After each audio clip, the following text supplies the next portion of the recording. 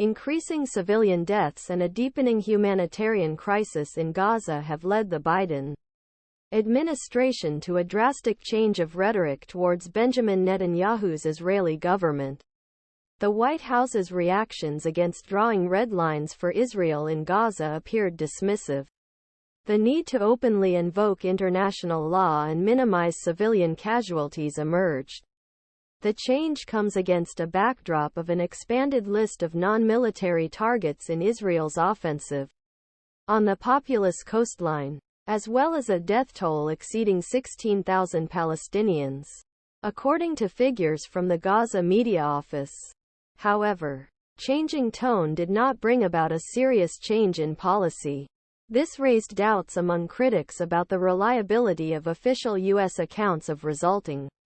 Officials around Joe Biden showered Israel with empathy in weeks after Hamas attack on October 7 that killed 1,200 people and took 240 hostage.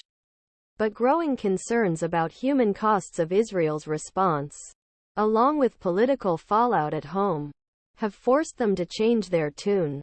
Shipped. An estimated 80 of the population in the region was displaced by Israel's retaliatory offensive, aimed at permanently destroying Hamas.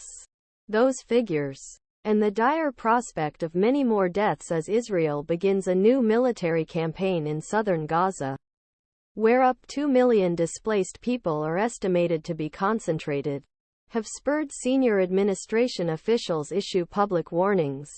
Defense Secretary Lloyd Austin warned that if Israel failed to protect civilians, it risked exchanging tactical victory for strategic defeat and thus driving them into the arms of the enemy. Speaking at the COP28 climate summit in Dubai, Vice President Kamala Harris took an even harsher stance, saying too many innocent Palestinians have been killed and adding international humanitarian law must be respected.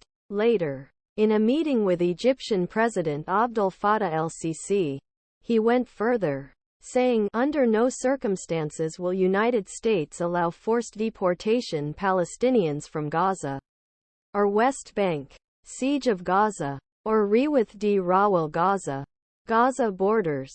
All of this seems a far cry from ministration's tone in the immediate aftermath of October 7, when a placating approach labeled "big hug, silent fists" by one veteran analyst was employed, aimed at winning Israeli hearts and minds.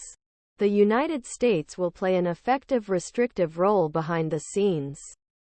The changing stance is an acknowledgment of the failure of that approach, according to Washington national security analyst Joe Cirincione, but he warned that it was unlikely to produce better results because it was not backed by a threat that could produce real consequences.